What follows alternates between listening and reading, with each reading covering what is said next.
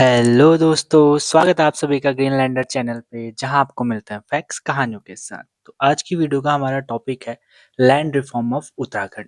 अब हम इस वीडियो में लैंड रिफॉर्म की बात करेंगे जो उत्तराखंड में हुए हैं, चाहे वो चंद शासन में हुए हों, परमार में हुए हों या गोरखा में हुए हों या फिर ब्रिटिशर्स ने जितने भी यहाँ पे भूमि बंदोबस्त करे, लैंड रिफॉर्म्स किए, उनकी इस वीडियो में हम बात करेंगे। लेकिन उन रिफॉर्म्स को पढ़ने से पहले लैंड रिफॉर्म एक्चुअली होते क्या हैं, उनमें किया क्या जाता है। अब सिंपल सी डेफिनेशन हमको पता है कि हम लैंड रिफॉर्म में क्या करते हैं, भूमि को नापते हैं और एक हिसाब से उस पर टैक्सेशन के लिए यूज करी जाती है। ठीक है, ये था हमारा एक प्रकार से लैंड रिफॉर्म को समझने का सिंपल सा तरीका कि क्या किया जाता है।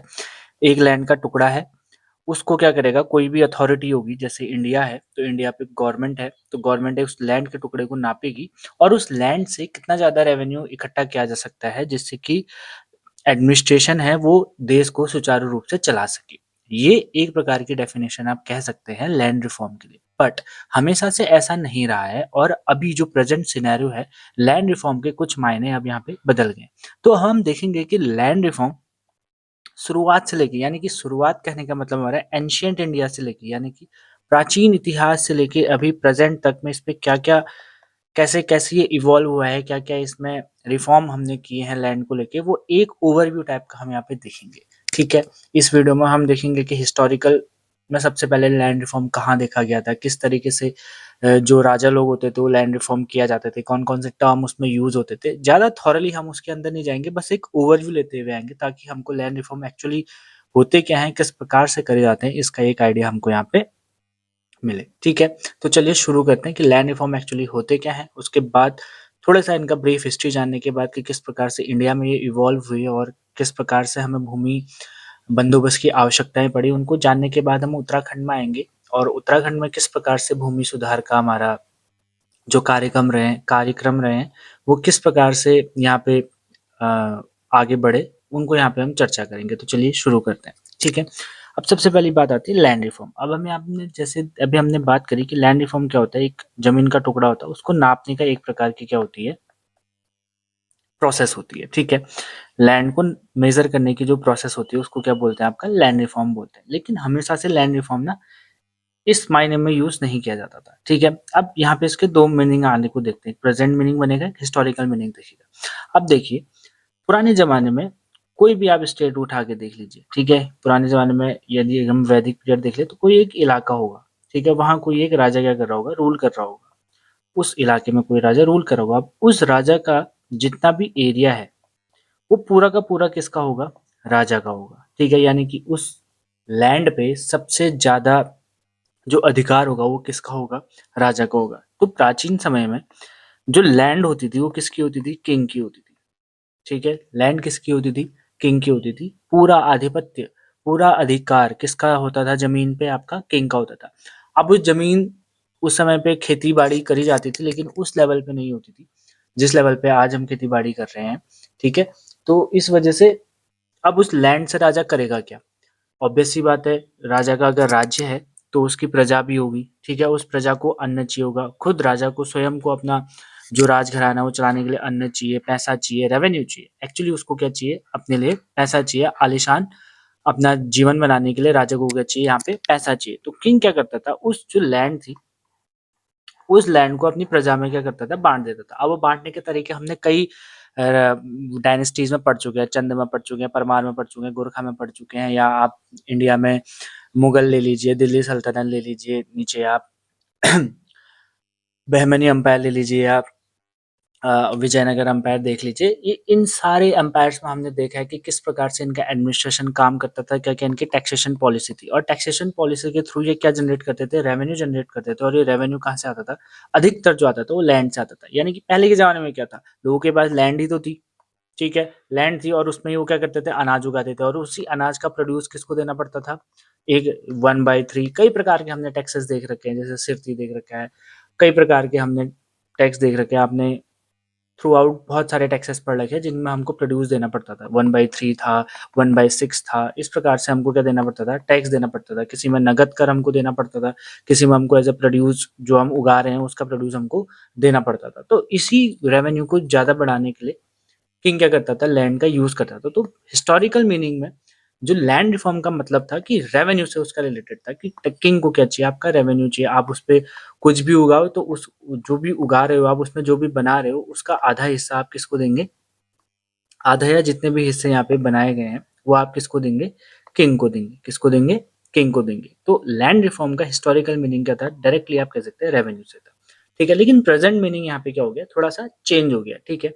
अब जब अभी हम जब पढ़ेंगे इवॉल्व, जब लैंड सेटलमेंट हुआ या लैंड रिफॉर्म हमारे जब इवॉल्व हुए, तो प्रेजेंट आज़ादी के बाद जब चीज़ें आई, तो जमींदारी सिस्टम हमारे इंडिया में काफ़ी ज़्यादा क्या थी, प्रेवलेंट थी। जमींदारी सिस्टम में भी हम आगे डिस्कस करेंगे कि एक ही लैंडलॉर्ड, एक ही आदमी को बहुत सारी लैंड क्या दे दी, उसके नाम कर दी, लेकिन उस आदमी ने छोटे-छोटे वर्करों को रखा था।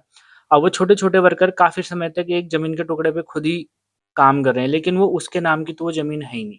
तो ये सिस्टम थोड़ा-सा गलत था कि एक आदमी क्या कर रहा है, अपने 10-50 साल से या पीढ़ियों से एक छोटी-सी ज़मीन पे क्या कर रहा है, खेती कर रहा है। बट जब लास्ट उसको पता चलता है कि वो ज़मीन तो उसके नाम पे है ही नहीं, तो एक प्रॉब्लम हो गई थी और जो सारा जो फ़ायदा था वो कौन उठा रहा था? ज़मींदार उठा रहा था, जिसके नाम पे ये लैंड सरकार ने कर रखी थी, अंग्रेज़ों ने कर रखी थी। अभी इसके बारे में हम डिटेल में देखेंगे कि ज़मींदारी सिस्टम होता क्या है, ठीक है? तो अब इसको क्या करना था? एलिमिनेट करना था सरकार ने आज़ादी के बाद। तो उसी के बाद लैंड रिफ़ॉर्म लेके आए गए इंडिया में 1960 के टाइम पे।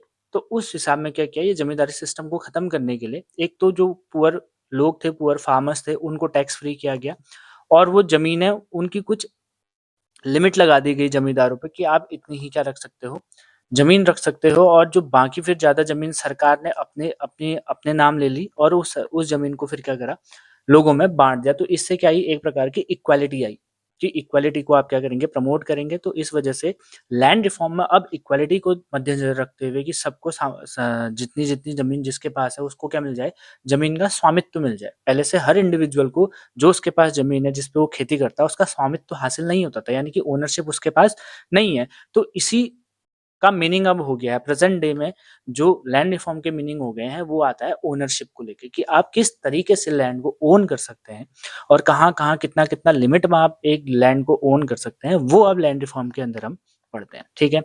होप सो आपको ये समझ में आया होगा कि हिस्टोरिकल मीनिंग लैंड रिफ़ॉर्म का क्या था और अभी प्रेज़ेंट में इसका मीनिंग क्या चल रहा है। हिस्टोरिकल में क्या था, राजा को सिर्फ़ रेवेन्यू जनरेट कराना था, तो वो इस वजह से छोटे-छोटे किसानों को, जमींदार जो ये जितने भी हमने जमींदार, खाएकर, थातवान, थोकदार, हम जितने भी पढ़ेंगे अभी, ये सब इन्होंने इस लैंड से प्रोड्यूस निकालने के लिए, टैक्स लेने के लिए इनको रखा था। तो मेन काम हिस्टोरिकल मीनिंग में लैंड रिफ़ॉर्म क्या-क्या था कि उस ज़मीन से आपको मैक्सिमम क्या करना है, रेवेन्यू जनरेट कराना है। लेकिन प्रेज़ेंट टाइम में क्या है, लैंड को हमें ऐसे बाँटना है कि सबके अंदर क्या है, इक्वालिटी का भाव आए और उनको ओनरशिप का क्या हो, वहाँ पे थोड़ा-सा सिक्योरिटी महसूस हो। एक प्रकार से गरीब लोगों की मदद करने के लिए अब क्या होते हैं, लैंड रिफ़ॉर्म करे जाते हैं, ठीक है? तो अब हम देखते हैं कि हिस्ट्री में सबसे पहले लैंड रिफॉर्म के जो एविडेंसेस हैं वो कहाँ से हमको देखने को, हम एविडेंसेस की बात कर रहे हैं यहाँ पे, ठीक है। अब आप लोग ये मत समझिएगा कि एग्जैक्ट लैंड रिफॉर्म इसी टाइम पे हुआ होगा। यहाँ पे हमें देख, अब हम इवॉल्व हो रहे हैं, ठीक है। अभी अब जैसे अभी हमने प्रेजेंट का डिस्कस करा, अब हम सीधे चले जाएंगे एंशियंट पीरियड में, ठीक है, कि वहां किस प्रकार से चीजें चल रही थी, वहाँ से हम एविडेंसेस ढूँढने की कोशिश करेंगे कि हाँ भाई, कि उस समय पे भी क्या होते थे, लैंड रिफॉर्म होते थे। अभी एग्ज़ैक्ट लैंड रिफॉर्म नहीं होंगे कि जैसे आजकल होता है कि भूमि नाप दी या इसके लिए कुछ अलग से रूल निकाल दिया, अलग से टैक्स निकाल दिया, वो अभी धीरे-धीरे इवॉल्व हो गया। अभी हम बात करेंगे जैसे वैदिक पीरियड की। तो वैदिक पीरियड में हमको एक भोगा करके कर देखने को मिलता था। टैक्स, कौन-सा टैक्स देखने को मिलता था? भागा कर देखने को मिलता था, जो कि एक एग्रीकल्चर प्रोड्यूस का हमको एक पार्ट देना पड़ता था राजा को या जो भी उस समय पे अथॉरिटी होती थी, ठीक है। तो ये कर देखना, यानी कि इसका मतलब वहां पे भी कंट्रोल था लैंड के ऊपर, किसका, जो अथॉरिटी वहां पे रूल करती थी उस टाइम पे, ठीक है। इससे हमको ये एविडेंस मिलता है वैदिक काल में कि भागा एक कर था, जो कि क्या था, एग्रीकल्चर प्रोड्यूस था, यानी कि अथॉरिटी ने यहाँ पे भी लैंड पे क्या कर रखा था, रूल और रेगुलेशन लगा रखे थे कि आप जितना प्रोड्यूस करेंगे उस लैंड से, उसका एक पार्ट आपको करना पड़ेगा, अथॉरिटी को देना पड़ेगा। तो वैदिक पीरियड में हमको भागा जो कर देखने को मिलता है, वो एक प्रकार से हमको एविडेंस देता है कि लैंड रिफॉर्म उस समय पे भी होते थे। अब लैंड रिफॉर्म का मतलब तो हम समझ गए, एक हिस्टोरिकल होता है, प्रेजेंट पे, ठीक है, कि जमीन को नापा। अब ये टैक्स किस हिसाब से लगाते होंगे, अब देखिए, लैंड आपको किंग ने दे दी, ठीक है। अब इसको समझते हैं थोड़ा। किंग ने आपको लैंड आपको दान में दे दी, दान में नहीं, मतलब आपको कहा कि आप इस पे प्रोड्यूस उत्पन्न करिए, ठीक है। आपने इस पे क्या करा, लैंड पे आपने प्रोड्यूस उत्पन्न करा, ठीक है। किंग ने आपको लैंड, ये लैंड प्रदान करी, आपने इस पे क्या करा, खेती करना शुरू करा, ठीक है। अब जैसे ही आप इस पे खेती करना शुरू करते हैं 1 साल, 2 साल, 3 साल, मान लो आपकी 3 जनरेशन ने यहाँ पे क्या करा, खेती करी और ये जो भागा कर है ये किसको देते रहे, किंग को देते रहे। मान लो कि कितना है 1/3% है। 1/3% ऑफ प्रोड्यूस आपको देना है और आप 3 जनरेशन तक देते रहे। अब 3 जनरेशन की हम बात करें तो कम से कम 100 से 150 साल का आप यहाँ पे टाइम स्पेंड मान के चलिए। अगर मान के चलिए कि किंग ने आज प्रेजेंट 1 को आपको ये लैंड दे रखी है, तो आप 100 ईयर बाद आपकी कोई जो जनरेशन है वहाँ पे वो करिए, तो इन 100 ईयर्स में कोई ना कोई इन्फ्लेशन तो हुआ होगा। महंगाई बढ़ी होगी, पॉपुलेशन बढ़ी होगी, खाने की चीज़ें के रेट बढ़े होंगे, हर चीज़ से कोई ना कोई इवोल्यूशन उस 100 ईयर में हुआ होगा। तो अब 100 ईयर में और इतने से खेत पे ही आप क्या कर रहे हैं, खेती भी कर रहे हैं, तो प्रोड्यूस तो जितना 1 साल में हो रहा होगा उतना ही हो रहा होगा। लेकिन अब 100 साल जाने के बाद आपको इन्फ्लेशन की वजह से जो 1/3% है, ये तो आपको ज़्यादा लगेगा, सीधी-सी बात है। तो इसी वजह से राजा क्या करते थे, टाइम-टाइम पे लैंड को रिफॉर्म कर देते थे। यानी कि उसकी जो माप-तोल थी वो अलग कर देंगे या अलग प्रकार से उन पे टैक्स लगा देंगे या एक ही टैक्स को 2 बार या 3 बार उसको मॉड्यूलेट करके थोड़ा-सा, ताकि उनको क्या हो, रेवेन्यू में मैक्सिमम जनरेशन हो। ठीक है? जैसे ये मान लीजिए आपको ये पहले मिली थी, बाद में इसके 4 भाग कर दिया और इस पे 4 लोगों को लगा दिया। तो अब एक ही लैंड से उसको 1/3 पहले पूरे प्लॉट से उसको पहले सिर्फ 1/3 मिला था। अब उसी प्लॉट के 4 भाग करने के बाद उसको पर पार्ट से 1/3 मिलेगा। तो रेवेन्यू उसको ज़्यादा मिलेगा ना। तो इसी वजह से राजा लोग क्या करते थे, लैंड रिफॉर्म लेके आते थे, नए-नए रूल लेके आते थे। ठीक है? तो यही चलता रहा कब तक, हमारी आज़ादी तक। ठीक है? तो इसी प्रकार से हम एविडेंसेस ढूँढेंगे। होप सो आपको समझ में आएगा मैं कहना क्या चाह रहा हूँ कि लैंड रिफॉर्म में एक्चुअली राजा लोग करते क्या थे और उनको ज़रूरत क्यों होती थी? इसीलिए होती थी क्या, ताकि वो मैक्सिमम उसमें क्या कर सके, यहाँ पे रेवेन्यू जनरेट कर सके। तो हम थे कहाँ पे, वैदिक पीरियड पे। वैदिक पीरियड पे हमको एविडेंस मिलता है भागा का, जो कि एक एग्रीकल्चर प्रोड्यूस था और वो किस प्रकार से राजा तक जाता था वो हमने यहाँ पे देख लिया। और किस प्रकार से इन्फ्लेशन, पॉपुलेशन, ये सारे फैक्टर इफेक्ट करते थे उन लैंड रिफॉर्म को, वो भी हमने यहाँ पर देखा। ठीक है? उसके बाद एक ऑर्गेनाइज्ड लैंड एडमिनिस्ट्रेशन। अब देखो यहाँ पे सिर्फ वैदिक पीरियड में हमको क्या देखने को मिला कि करते एग्रीकल्चर प्रोड्यूस, खाना उगाते होंगे, अनाज उगाते होंगे, तो उसका एक पार्ट एक अथॉरिटी को हमको देना था। ये हमने वैदिक हिस्ट्री से हमने जान लिया। उसके बाद थोड़ा-सा आगे आएँगे तो मौर्यन एम्पायर में हमको क्या देखने मिलता है, एक लैंड एडमिनिस्ट्रेशन ही देखने को मिलता है। ठीक है? मौर्यन एम्पायर में भी चंद्रगुप्त मौर्य का जो अष्टशास्त्र लिखी थी चाणक्य ने, उसके अंदर हमको एक पोस्ट देखने को मिलती है। वो क्या है? शीताध्यक्ष। शीताध्यक्ष क्या होता था? ये हेड ऑफ एग्रीकल्चर होता था। यानी कि अब देखिए, वैदिक एज में जो फार्मर है छोटा सा, वो ही क्या दे दे रहा है, 1/3 प्रोड्यूस उगा के किसको दे दे रहा है, आपका अथॉरिटी या राजा को दे दे रहा है। ठीक है? लेकिन अब थोड़ा सा आ गया है, किंगशिप आ गई, एम्पायर खड़ा हो गया, मौर्यन एम्पायर है, कोई भी एम्पायर उस समय का, वैदिक एज के बाद, लेटर वैदिक एज के बारे में आप सोचिए, टाइमलाइन को हिसाब में रखते हुए सोचिए। और उस एम्पायर ने क्या किया कि यार अब टैक्सेशन क्या होगा, बढ़ रहा है, खर्चा बढ़ रहा है, पॉपुलेशन बढ़ रही है, एम्पायर को चलाना है, युद्ध लड़ने हैं, प्रजा को पालना है, सब कुछ करना है आपको। तो उसके लिए क्या करना पड़ेगा, अब हमको ये जो लैंड है इसको थोड़ा-सा क्या करना पड़ेगा, ऑर्गेनाइज़ तरीके से इसका एडमिनिस्ट्रेशन चलाना पड़ेगा। तो वही ऑर्गेनाइज़ तरीके से अभी तक वैदिक पीरियड में क्या हो रहा था, एंशिएंट पीरियड में क्या हो रहा था, ठीक है? कि एक खेत है, उस पे जो उगा रहा है, जो एक्चुअल किसान है वही उगा के राजा को डायरेक्टली दे के आ रहा है। लेकिन अब राजाओं ने कहा कि ऐसे नहीं, बीच में एक हेड बिठाते हैं, इनके ऊपर निगरानी भी रखनी पड़ेगी कि ये ठीक-ठाक दे रहे हैं, नहीं दे रहे हैं, ठीक से काम कर रहे हैं, टैक्स दे रहे हैं, नहीं दे रहे हैं। तो ये जो ऑर्गेनाइज्ड लैंड एडमिनिस्ट्रेशन का हमको देखने को मिलता है, वो कहाँ से देखने को मिलता है हमको? मौर्यन एम्पायर से हमको देखने को मिलता है। उसपे एक पोस्ट है सीताध्यक्ष करके, जो कि कौन होता था, हेड ऑफ एग्रीकल्चर होता था, जो कि एग्रीकल्चर का काम क्या करता था, देखता था। क्यों देखता था? क्योंकि उस एग्रीकल्चर का जो प्रोड्यूस हो रहा है उसका आधा हिस्सा या 1/3% या जितना भी उस समय पे राजा ने क्या कर रखा था, फिक्स कर रखा था, वो किसको जाना था, राजा को जाना था। तो इस वजह से उनको क्या होना पड़ा, हेड ऑफ एग्रीकल्चर रखना पड़ा, जिसको हमने क्या कहा, शीताध्यक्ष का। ठीक है? ये हो गया ऑर्गेनाइजेशन। उसके बाद अब देखिए, लैंड से प्रोड्यूस बना के टैक्स लेना वैदिक पीरियड में। उससे पहले से अगर हम स्टोन एज की बात करें या उससे पहले भी हम मोहनजोदड़ो हड़प्पा सभ्यता की अगर बात करते हैं, तो वहाँ भी ये सारी चीज़ें होती थी। लेकिन स्टोन एज में मोस्ट प्रोबेबली नहीं होती थी, क्योंकि उस समय पे जो ह्यूमन था, उसने ऐसे किनशिप बनाना शुरू नहीं किया था। वो बस हंटिंग करता था और खाता था, सो जाता था। तो इस प्रकार से टैक्स देना वहाँ पे इतना प्रेवलेंट नहीं था। तो वैदिक एज से ही इसके हमको क्या देखने को मिलता है, एविडेंसेस देखने को मिलते हैं। ठीक है? अब हमने देख लिया कि वैदिक एज में प्रोड्यूस करके वो क्या कर रहे हैं, अथॉरिटी को दे रहे हैं। उसके बाद थोड़ा-सा आ गया है मौर्यन पीरियड में, या उससे इवॉल्व हो रहे हैं कह लो, थोड़ा-सा आ गया है टाइमलाइन में।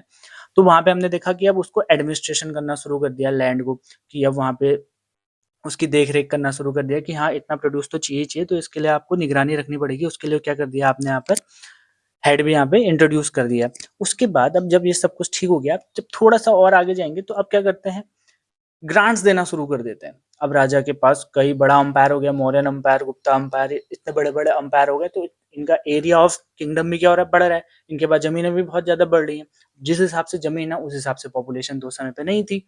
हालाँकि पॉपुलेशन इंक्रीज़ हो रही है, बट उस रेट से नहीं हो रही है, ठीक है? अब इनके किंगडम भी काफ़ी बढ़ गए हैं, तो राजा लोग क्या होते थे, जब खुश होते थे, ब्राह्मण्स को उस समय पे काफ़ी ज़्यादा क्या था, समाज में डोमिनेशन था, तो राजा उनसे खुश होके उनको क्या करते थे, ग्रांट्स देना शुरू कर देते थे।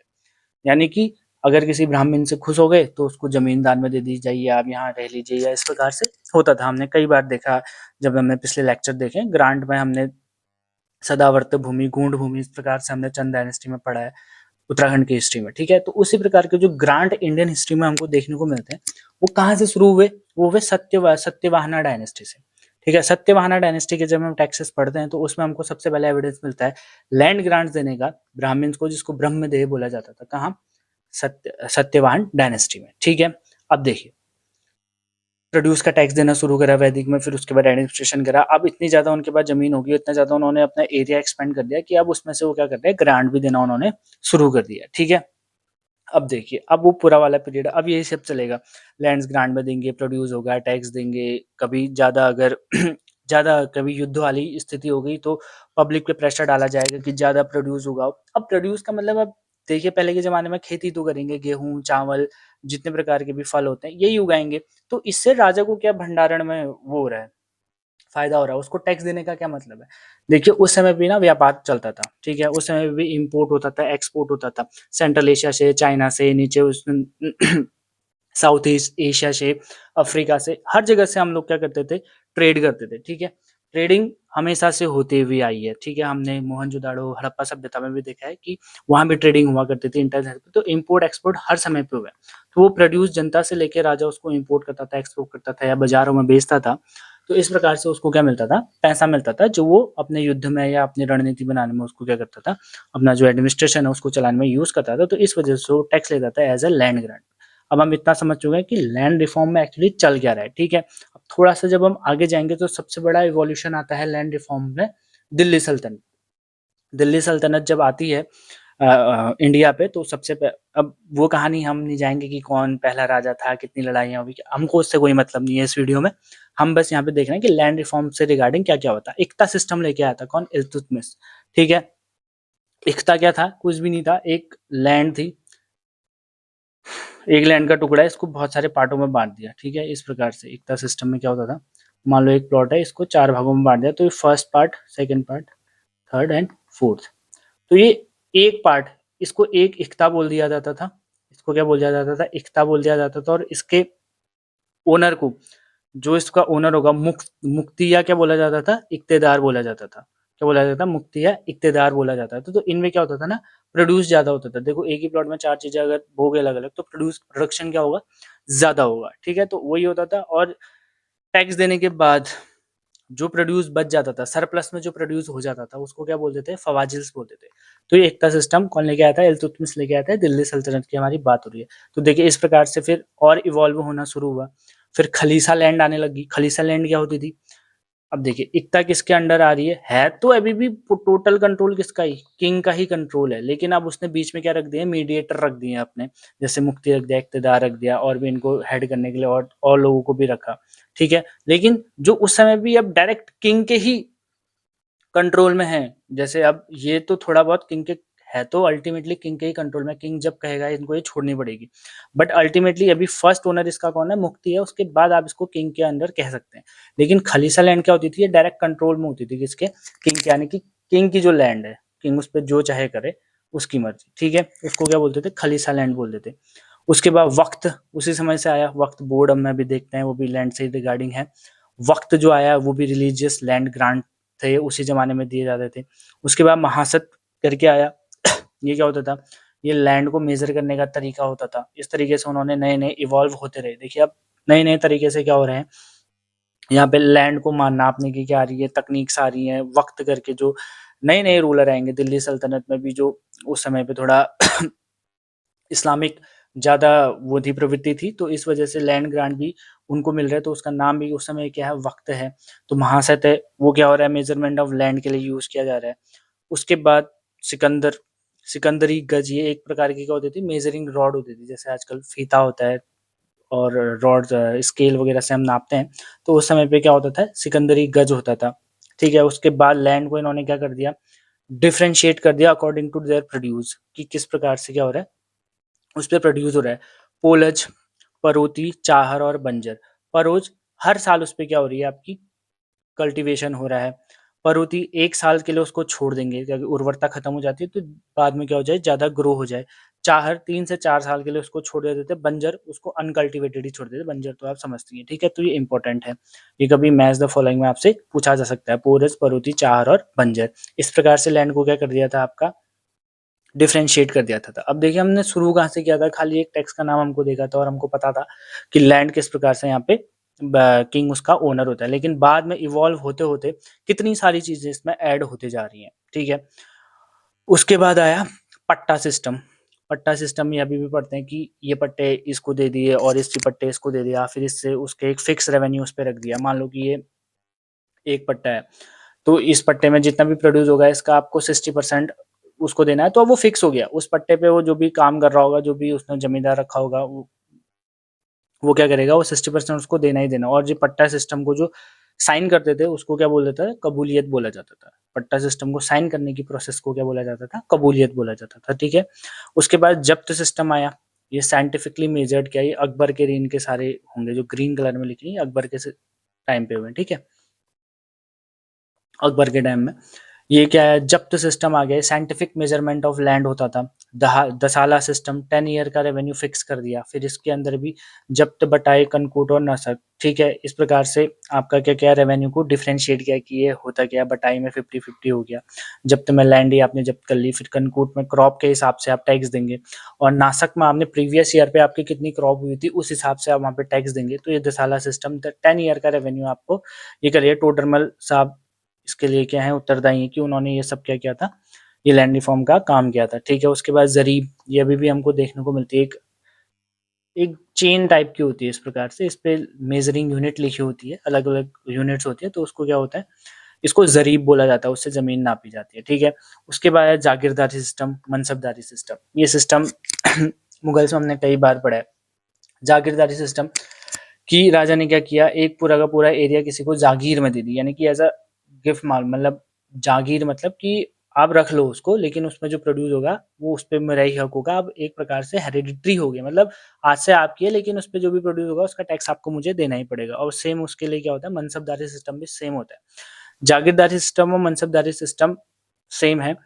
जागीरदारी सिस्टम को ही कौन चलाता था, मनसब उसके होते थे। जागीरदार मनसबदारी में जो एक पर्टिकुलर लैंड होगा उसका हेड को क्या बोला जाता है, मनसब बोला जाता है, यानी कि इस लैंड का जो ओनर होगा उसको मनसब बोला जाता है, उसको मनसबदारी सिस्टम बोल दिया। ठीक है, जागीर में भी लैंड दे रहे हैं, मनसब में भी उसको मनसब अलॉट हो रहे हैं। ठीक है, उसके बाद ये मुगल, लेटर मुगल खत्म हुए, सब खत्म हुए। उसके बाद आए अंग्रेज, जो कि क्या लेके आए, परमानेंट सेटलमेंट लेके आए। कौन लेके आए, लॉर्ड कॉर्नवालिस 1793 में। ठीक है, अब परमानेंट सेटलमेंट में इन्होंने क्या किया, परमानेंट सेटलमेंट में इन्होंने कहा कि अब एक परमानेंट आय हम क्या करेंगे यहाँ पर फिक्स रखेंगे। ठीक है, परमानेंट आय क्या रखेंगे यहाँ पे, फिक्स रखेंगे हम, जिसकी वजह से उनको क्या होगा कि ये छोटे मोटे जो किसान हैं उनकी वजह से हमको उनके पास जाने की जरूरत ना पड़े, तो डायरेक्टली क्या करते हैं हम, टैक्स लेना एक रेट हम यहाँ पे फिक्स कर दें, तो उस वजह से यहाँ पे उनको टैक्स कलेक्ट करने में क्या ना हो, तकलीफ ना हो, तो इसलिए उन्होंने परमानेंट सेटल कर लिया। अभी तक देखिए अलग अलग सिस्टम है, इतने सारी हमने जमीनें ले रखी हैं, डिवाइड कर दिया, जागीरदारी, मनसबदारी, दहाला सिस्टम, ये इतने प्रकार से पोलज, परूती, चाहर, बंजर, इस प्रकार से हमने क्या कर दिया यहाँ पर जमीन को बांटा। तो अंग्रेजों के लिए समझना काफी क्या था, जटिल था। तो उन्होंने परमानेंट सेटल में क्या किया, ये एक लैंड है मान लो, तो इस पे क्या किया इन्होंने, क्या है, फिक्स कर दिया फॉर एवर। फिक्स कर दिया मतलब इस पे एक टैक्स उन्होंने क्या कर दिया, फिक्स कर दिया, और ये उसके बाद इंक्रीज नहीं होगा किसी भी हालत पे। ठीक है, मतलब परमानेंट कर दिया, टैक्स क्या कर दिया, परमानेंट कर दिया। अब एक मान लो उस समय पे जागीरदारी सिस्टम होता था, जमींदारी सिस्टम आ गया था। ठीक है, जागीरदारी सिस्टम में मान लो एक के पास बहुत बड़ी जागीर है, बहुत बड़ा उसके पास क्या है, प्लॉट है, ऐसा मान लेते हैं, ठीक है। समझने के लिए हम मान लेते हैं कि उसके पास कितनी है, मान लो कि 100 एकड़ ज़मीन है उसके पास, और ऐसे हुआ करती थी, ठीक है। 100 एकड़ क्या उसके पास ज़मीन है, ऐसे करके हम ज़मीन मान लेते हैं। परमानेंट सेटलमेंट में क्या होता था, हम यहाँ पे ये समझ रहे हैं, ठीक है। उसके पास 100 एकड़ ज़मीन है, उसका एक जागीरदार है, ठीक है। उसका एक क्या है, जागीरदार है, यानी कि उसका ओनर कौन है, एक ही। अब एक जागीरदार 100 एकड़ पे अकेले तो खेती नहीं कर पाएगा, तो वो क्या करेगा, छोटे-छोटे किसानों को इस पे अपॉइंट करेगा। यानी कि अब 100 एकड़ ज़मीन बहुत होती है, तो उसपे 2, 4, 5 गाँव तो आए आराम से आ जाएँगे, ठीक है। उस समय पॉपुलेशन भी ज़्यादा नहीं होती थी, तो उसके छोटे-छोटे किसान उसपे क्या करते थे, खेती करते थे, ठीक है। तो अब उससे पहले तो ये सब सिस्टम था कि आप जागीरदारी राजा को देके आ रहे हैं, टैक्स देके आ रहे हैं। तो अब जब अंग्रेज आए, तो अंग्रेजों ने कहा यार ये इस प्रकार से इतना ज़्यादा टीडीएस नहीं करना हमको, आप क्या करो, परमानेंट करते हैं इसको। उन्होंने जागीरदार को कहा भाई साहब आप इधर आइए, आपसे बात करनी है। जागीरदार को बुलाया और बोला, क्या कहते हैं कि अब जो आपका जो ये 100 एकड़ वाला ज़मीन है ना, इस पे मैं फिक्स कर रहा हूँ, आपको पर साल 1000 रुपया देना है। पर साल आपको 1000 रुपया देना है, और मेरा कोई वो नहीं होगा, आपको ये देना पड़ेगा पर ईयर। तो जागीरदार ने कहा ठीक है साहब, हो जाएगा। अब 100 एकड़ ज़मीन में उसका तो प्रॉफिट बहुत ज़्यादा होगा, तो उसको सिर्फ कितना देना है, 1000 रुपया देना है, और एक्सप्लॉइट वो किनको करेगा, किसानों को करेगा। तो इस प्रकार से अंग्रेजों ने फिक्स कर दिया क्या, टैक्सेशन। उसी को क्या बोला यहाँ पे, परमानेंट सेटलमेंट बोला। ये कौन लेके आया, लॉर्ड कॉर्नवालिस। लेकिन इस पे एक कैच था, एक सनसेट लॉ था। अब ये सनसेट लॉ क्या था, अब ब्रिटिशर्स ने जागीरदार को बोला कि 1000 रुपया पर ईयर आपको देना है। ये एक हाइपोथेटिकल एग्जाम्पल है, ठीक है। 1000 नहीं होगा, कुछ और भी हो सकता है, ये एक हम एग्जाम्पल के थ्रू यहाँ पे समझ रहे हैं, ठीक है। अब ब्रिटिशर्स ने कहा जागीरदार से कि 1000 रुपये आपको देने हैं, लेकिन जागीरदार का प्रॉफिट ज़्यादा है। कभी कभी क्या होता था, बाढ़ आती थी, सूखा पड़ गया, तो उतना प्रोड्यूस नहीं हो पाता था एक साल के अंदर, या जितना भी टाइम उनको था। तो एक लिमिट होती थी टाइम की, क्या होती थी, टाइम की क्या होती थी, लिमिट होती थी। अब टाइम की लिमिट होती थी, अगर इस टाइम में आपने टैक्स दे दिया तब तो बहुत अच्छा है, कोई आप पे कार्रवाई नहीं करी जाएगी। अगर उस टाइम मान लो कि डेट 8 अगस्त 1896 को आपको क्या करना है, ये एक हाइपोथेटिकल हमने डेट मानी है, इसको इसके दिन आपको क्या करना है, टैक्स जमा करना है। 8 अगस्त को आपने टैक्स जमा करना है। तो अगर आप इस दिन टैक्स जमा नहीं कर पाए, तो उस दिन सूरज डूबने तक अगर आपने टैक्स जमा नहीं किया, तो वो सारी जो आपकी 100 एकड़ ज़मीन है वो ज़ब्त कर ली जाएगी अंग्रेज़ सरकार द्वारा। तो ये एक सनसेट लॉ यहाँ पे ये था। होप सो कि समझ में आ गई, थोड़ा ज़्यादा एक्सप्लेन हो गया। ज़्यादा इस पे ध्यान नहीं देना है, बस परमानेंट सेटलमेंट में क्या था? परमानेंट सेटलमेंट ये था कि लैंड पे उन्होंने क्या कर दिया था, एक फिक्स टैक्स लगा दिया था, जो कि आपको एक सिंगल आदमी लाके देगा। ठीक है? बस हो गया।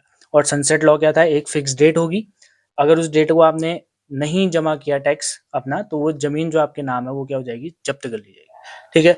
उसके बाद आया रियायत सिस्टम। कौन सा सिस्टम आया? रियायत सिस्टम। अब जब परमानेंट सेटलमेंट में ब्रिटिशर्स ये समझने लगे कि जो जागीरदार है ये प्रॉफिट शेयरिंग अच्छे से नहीं कर रहे हैं, ये बना तो अपना प्रोड्यूस बहुत ज्यादा रहे हैं, लेकिन हमारा टैक्स क्या है, कम है, क्योंकि वो इंक्रीज नहीं कर सकते, तो उन्होंने शर्त रखी थी। ठीक है, तो इस वजह से इन्होंने फैच करना शुरू कर दिया, क्या कहते हैं कि यार अब ये ज्यादा जागीरदार बहुत अमीर हो गए थे उस समय पे। ठीक है, काफी ज्यादा अमीर हो गए थे, तो उनको अंग्रेजों को समय लगाया समझने में कि ये प्रॉफिट में अब क्या कर रहे हैं, घपलेबाजी कर रहे हैं। तो इस वजह से उन्होंने फिर नया सिस्टम लेके आए, कौन सा, रियायत सिस्टम लेके आए, जिसमें उन्होंने कहा कि अब हम डायरेक्ट जो कल्टीवेटर है, अभी हमने बोला ना जागीरदार तो इकलौता आदमी, उसमें छोटे छोटे लोग काम करें। अब रियायत सिस्टम में कहा अंग्रेजों ने, क्या कहते हैं कि मैं सीधे किससे लूंगा, कल्टीवेटर्स हैं जो, उनसे क्या लूंगा, आपका टैक्स लूंगा। तो रियायत सिस्टम में हुआ। उसके बाद आया महलवारी सिस्टम में।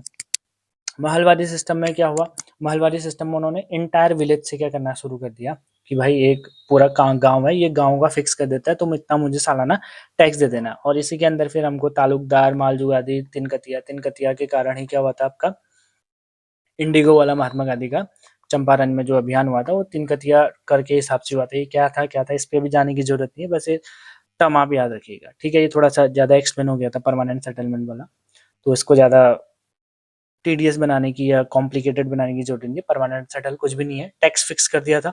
रियायतवाड़ी में डायरेक्टली कल्टीवेटर से आप ले रहे थे, महलवारी में हम पूरे गांव से ले रहे हैं। ठीक है, और ये लेके कौन आया था, थॉमस मुनरो रियायतवाड़ी लेके आया था। महलवारी सिस्टम होल्ड मैकेंजी लेके आया था, लेकिन बाद में रॉबर्ट मैटिस ने इसमें थोड़ा सा रिफॉर्म लेके आए थे। ठीक है, तो ये 3 प्रकार के लैंड सेटलमेंट कौन लेके आए थे, आपके ब्रिटिशर्स लेके आए थे। ठीक है, अब आते हैं अब देखिए, अब यहाँ पे हमने थोड़ा बहुत समझ लिया है कि किस प्रकार से लैंड रिफॉर्म यहाँ पे ग्रो करे, ठीक है, और पूरा अंग्रेजों के आने तक कैसे हुआ। अब अंग्रेज आएंगे कहाँ, उत्तराखंड में। उत्तराखंड में इससे पहले तो क्या चल रहा है हम देख के आए हैं, चंद पढ़ा हमने, परमार पढ़ा, गोरखा पढ़ा, किस प्रकार से उनकी नीतियां रही है, हमें ये सब कुछ पता है, और उस पर अभी हम जाएंगे भी नहीं, ठीक है। अब देखिए, लैंड दो तरीके से उस समय पे क्या थी, बटी हुई थी उत्तराखंड में। कितने तरीके से उत्तराखंड में लैंड बटी हुई थी, दो तरीके से। एक तो दान में दे देते थे राजा, एक जो थी टैक्सेबल लैंड थी, वही जो अभी हम ऊपर समझ के आए हैं, ठीक है। उसके बाद दान में किस किस हिसाब से देते थे, रौद देते थे, संकल्प देते थे, गूढ़ भूमि देते थे, सदावर्त भूमि, ये सारी भूमि, रौद भूमि या वीर सोल्जर्स को दी जाती थी, संकल्प भूमि मंदिर को, गूढ़ भूमि मंदिर को, सदावर्त भूमि भी मंदिर को। यानी कि मंदिर को जो भूमि दान में दी जाती थी, संकल्प, गूढ़ और सदावर्त होती थी, और ये सारी लैंड क्या होती थी, टैक्स फ्री होती थी, ठीक है, टैक्स फ्री होती थी। ये तो दान वाली जमीन होगी जो राजा क्या कर देता था, दान में दे देता था, ये हम पढ़ के आ चुके हैं। दूसरी टाइप की लैंड होती थी टैक्सेबल लैंड। अब उत्तराखंड में जो उस लैंड, अभी तक तो हम जमींदार तो जागीरदार, मनसबदार ये सब पढ़ते हुए आए थे, लेकिन उत्तराखंड में जो जमीन का मालिक होता था, राजा ने जिसको जमीन का मालिक बनाया था, उसको क्या बना बोलते थे, थातवान बोलते थे। क्या बोलते थे, थातवान बोलते थे। और उस थातवान के दो हेल्पर हुआ करते थे, खैकर और सिरतान। यानी कि थातवान का काम क्या था, प्रोड्यूस का पैसा पहुंचाना, किसको, किंग को। अब वो खैकर, और वो खैकर कौन होते थे, जो अपने प्रोड्यूस का 1/2 प्रोड्यूस किसको देते थे, राजा को देते थे, और सिरतान जो होते थे वो नगद कर देते थे। ठीक हो गया, समझिए। कुछ भी नहीं है, लैंड का हेड कौन होता था, थातवान होता था, जिसके बाद जमीन, थात मतलब जमीन होता है, थात मतलब क्या होता है, जमीन होता है। अब थातवान मतलब जिसके बाद जमीन है, वो क्या हो गया, थातवान हो गया। अब उस थातवान में दो प्रकार की चीजें होती थी, एक होते थे खैकर, एक होते थे सिरतान। खैकर जो अपने प्रोड्यूस का हाफ उसको दे रहे हैं, यानी कि अगर 100 कुंटल गेहूं हुआ तो 50 आपको देना पड़ेगा वहां, ठीक है। उसके बाद सिरतान जो प्रोड्यूस की जगह क्या देते थे, पैसा देते थे, ठीक है, ये हो गया। अब देखिए, उत्तराखंड में सबसे पहले जो लैंड रेवेन्यू लेके आया था, वो कौन लेके आया था, रत्नचंद लेके आया था। लैंड रिफॉर्म कौन लेके आया था, आपका रत्नचंद लेके आया था। रत्नचंद ने जयंता किराल एक इनके अथॉरिटी में थे, उनको रखा था, और उन्होंने ये सिरमौर वाले इलाके का क्या किया था, आपका लैंड रिफॉर्म टाइप, या उधर थोड़े नियम बनाए थे। लेकिन उत्तराखंड की हिस्ट्री में चंद की अगर हम बात करें तो शक्ति गुसाई एक नाम आता है, शक्ति गुसाई, लक्ष्मी चंद के भाई, ठीक है। ये जन्मांध थे, मतलब बचपन से इनको दिखाई नहीं देता था, बाय बर्थ ये अंधे थे। तो इन्होंने भी लैंड रिफॉर्म में बहुत ज्यादा काम किया है। सबसे पहले इन्होंने लैंड नापने के लिए, अब रत्नचंद के तो काफी बाद आए लक्ष्मीचंद, लेकिन शक्ति गुसाई ने लैंड रिफॉर्म्स के बारे में क्या किया, यहाँ पे काफी ज्यादा काम किया। ये एक प्रकार का फैक्ट हमें यहाँ पे देखने को मिलता है, ठीक है। उसके बाद अब देखिए, यहाँ पर आपको एक हायरार्की दिख रही होगी, गांव, कमेड़, कोटाल, थोकदार और काश्तकार, ठीक है। अब देखिए, सबसे छोटी इकाई क्या होती है, गांव होती है, किसी भी हायरार्की में। भाई अभी देखिए, स्टेट, डिस्ट्रिक्ट, ब्लॉक, फिर देन गांव ही आता है, ठीक है। तो उस गांव का जो हेड होता है उसे प्रधान बोला जाता है, लेकिन उस समय पे कमीन बोला जाता था गढ़वाल क्षेत्र में। और इसी कमीन का काम क्या होता था, टैक्स कलेक्ट करना होता था पूरे गांव वालों से जितना भी है। और कोटाल क्या होता था, इस कमीन का आपका क्या होता था, हेल्पर होता था, जो कि सारे क्या करता था, डॉक्यूमेंटेशन देखता था। अब थोकदार कौन होता था, यहाँ पे कई बार कंफ्यूजन होता है, ठीक है। थोकदार में काफी ज्यादा कंफ्यूजन है, थोकदार एक्चुअली होते कौन थे। थोकदार कोई नहीं होते थे, थोकदार होते थे मीडिएटर। किसके मीडिएटर, किंग के या ब्रिटिशर्स के। एक्चुअली ये ब्रिटिशर्स के टाइम पे ज्यादा प्रेवलेंट हुए, ठीक है। थोकदार कौन होते थे, यहाँ पे देखते हैं, ठीक है। थोकदार को एक बार अच्छे से समझ लेते हैं। थोकदार क्या होते थे, मीडिएटर होते थे, किस किस के बीच के, किंग या ब्रिटिशर्स आप कह लीजिए, और किसके बीच में, गांव के प्रधान या सयाना या बूढ़ा कह लीजिए, या कमीण कह लीजिए, ठीक है। इनके बीच का क्या होता था, आपका मीडिएटर होता था। अब जैसे सरकार ने बोला कि हमको 60 रुपया आपका ये चाहिए, टैक्स चाहिए आपके प्रोड्यूस से, तो गांव वालों ने कहा ठीक है, हम दे देंगे। लेकिन गांव वाले डायरेक्टली अथॉरिटी के पास नहीं जाते थे, उनके बीच में कौन बैठता था, थोकदार बैठता था। और कोई भी अगर मिसअंडरस्टैंडिंग होती है, या कोई भी चीज समझ में नहीं आ रही है गांव वालों की तरफ से या सरकार की तरफ से, तो इसमें मीडिएटिंग काम जो करता था वो कौन करता था, थोकदार करता था। तो इस प्रकार का काम होता था किसका, थोकदार का काम। किसका, मीडिएटर का काम करता था, किसके बीच में, अथॉरिटी और गांव वालों के बीच में, ठीक है। तो ये याद रखेंगे, ठीक है। उसके बाद अब देखिए, उससे ज्यादा तो हमको यहाँ पे देखने को नहीं मिलते हैं एविडेंस उत्तराखंड में। ज़्यादातर लैंड के मामले में जो काम किया उत्तराखंड में, वो सबसे ज़्यादा काम अगर करा है तो वो अंग्रेजों ने किया है। वो किस प्रकार से किया है? सबसे पहले गार्डनर आया 1815 में, ठीक है। गार्डनर ने 1 साल के लिए पहले लैंड रिफॉर्म लेके आया। ज़्यादा इसमें कुछ हुआ नहीं, परगनों के हिसाब से ये हुआ था। 26 परगने उस समय इन्होंने बना दिए थे यहाँ पे, ठीक है। इस प्रकार से वहाँ पे लैंड रिफॉर्म किया था, जो अब अभी ट्रीटी ऑफ सुगौली करके आए हैं और उसके बाद अपना अथॉरिटी चला रहे हैं। तो पहला लैंड रिफॉर्म लेके आए थे, ठीक है। इनको इनका भी मेन मोटो क्या था? आपका टैक्स कलेक्ट करना ही था, लैंड रेवेन्यू जनरेट करना, ठीक है। जब तक हम आज़ाद नहीं हो जाते तब तक लैंड के प्रोड्यूस से हम रेवेन्यू जनरेट करवाएंगे किसका? जो भी अथॉरिटी हमारे ऊपर बैठी हुई है, ये ध्यान में रखना है, ठीक है। उसके बाद गार्डनर ने 1 साल के लिए कराया। उसके बाद आता है विलियम ट्रिल। विलियम ट्रिल ने 7 बार अपने उस पे क्या कराई? लैंड रिफॉर्म कराई अपने रीन पे, जितना भी वो रहे, ठीक है। 1816 में उन्होंने कराया। टोटल 7 लैंड रिफॉर्म इन्होंने कराए, 26 परगनों पे इन्होंने वो फिर से कराया, ठीक है। उसके बाद 1817 में भी एक साल के लिए, अभी एक साल के लिए हो रहा है, ठीक है। 1815 में भी 1 साल के लिए, 1816 में भी 1 साल के लिए, 1817 में भी 1 साल के लिए, ज़्यादा इनमें कुछ नहीं हुआ, ठीक है। उसके बाद आता है कि 1818 में पहला 3 साला आपका क्या आता है? बंदोबस्त आता है, यानी कि 3 साल के लिए चलेगा। और इसी 1808 वाले में के लैंड रिफॉर्म के अंदर ही 1819 में पटवारी की पोस्ट यहाँ पे ट्रेल लेके आते हैं। और किसकी पोस्ट लेके आते हैं? पटवारी की पोस्ट लेके आते हैं 1819 में। कौन से लैंड रिफॉर्म के अंदर? 1818 में, जो 3 साल आपका क्या है। फिर उसके बाद 1820 आएगा, इस पे ज़्यादा कुछ मेजर हुआ नहीं। लेकिन 1823 वाला यहाँ पे काफ़ी इंपॉर्टेंट है, इसको 80 साला बंदोबस्त भी बोला जाता है। 80 साला क्यों बोला जाता है? क्योंकि विक्रम संवत में प्लस 57 हम आगे चलते हैं, तो 1823 में जब हम 57 आप जोड़ेंगे तो आपको 1880 मिलेगा। तो इसलिए इस वजह से इसको क्या बोला जाता है? 80 साला बंदोबस्त बोला जाता है। और इसी बंदोबस्त में उन्होंने क्या किया? एक रजिस्टर और जमीनों के मैप बनाना शुरू हुआ। रजिस्टर रखना शुरू करा मैप्स का, मतलब जो रिकॉर्ड है किस किस के नाम पे जमीन है, क्या क्या है, वो रखना शुरू करा और मैप बनाना यहाँ पे शुरू करा, ठीक है। और 1823 वाला पहला 5 साल आपका क्या था? पहला 5 साल आपका क्या था? भूमि बंदोबस्त था उत्तराखंड का, ठीक है। उसके बाद होता है 1828 में, इसको तरमीम के नाम से जाना जाता है। तरमीम मतलब भी क्या होता है? आपका रिफॉर्म ही होता है, एक प्रकार से सुधार करना तरमीम का मतलब होता है। तो ये कभी पूछा जा सकता है कि तरमीम का लैंड भूमि बंदोबस्त कब हुआ था? तो 1828-29 के बीच ये हुआ था, ठीक है। उसके बाद इंपॉर्टेंट आता है 1833 का। इंपॉर्टेंट नहीं है, थोड़ा सा यहाँ पे ट्रिकी क्वेश्चन है। हमने अभी बोला था कि ट्रेल ने कितने करे? 7 लैंड रिफॉर्म करे। और 1816 से जब आप गिनेंगे तो 1 2 3 4 5 6 7, ये 7 के साथ यहाँ पे हो जाते हैं, ठीक है। यहाँ पे आप हमको देखने को मिलते हैं। लेकिन 1833 वाले में कैच ये है कि इसको कुछ राइटर लिखते हैं कि 8 साला बंदोबस्त था। और कई बार क्वेश्चन भी पूछा गया कि 8 साला बंदोबस्त कौन सा था? 1833 वाला था, ठीक है। और कई राइटर इसको 1 साला बंदोबस्त भी लिखते हैं, ठीक है। 1 साला बंदोबस्त भी लिखते हैं, क्योंकि इसके बाद जो ट्रेल ने यहाँ पे बात रखी थी, ट्रेल ने कहा था कि अब जो आपका लैंड रिफॉर्म होगा वो कौन सा होगा? 20 साल का होगा। तो इस वजह से यहाँ पे रुक गया था, इसलिए 1 ही साल तक ये चला था। तो यहाँ पे हमने कवर कर लिया है कि या तो इसको 8 साला भी अगर बोला जाए कि ट्रेल द्वारा किया गया 8 साला बंदोबस्त कौन सा था, तो 1833 का था। अगर यही पूछा जाए कि ट्रेल द्वारा जो लास्ट आपका लैंड रिफॉर्म था वो कितने साल का था, और उसमें 8 ऑप्शन में नहीं होगा, तो हम 1 की तरफ जाएंगे, ठीक है। तो इस प्रकार से हम यहाँ पे इसको समझेंगे कि ये 1 साला भी है और 8 साला भी, क्योंकि इसके बाद ही प्रस्ताव रखा गया था कि अब जो लैंड रिफॉर्म होंगे वो कब होंगे? 20 साल के लिए होंगे, यानी कि 20 ईयर्स के लिए वो क्या होंगे? यहाँ पे किए जाएंगे, ठीक है। अब आता है most important land reform, 8th land reform of Batten का। बैटन यहाँ पे देखने को मिलता है, ठीक है। ये पहला 20 साल का लैंड रिफॉर्म था।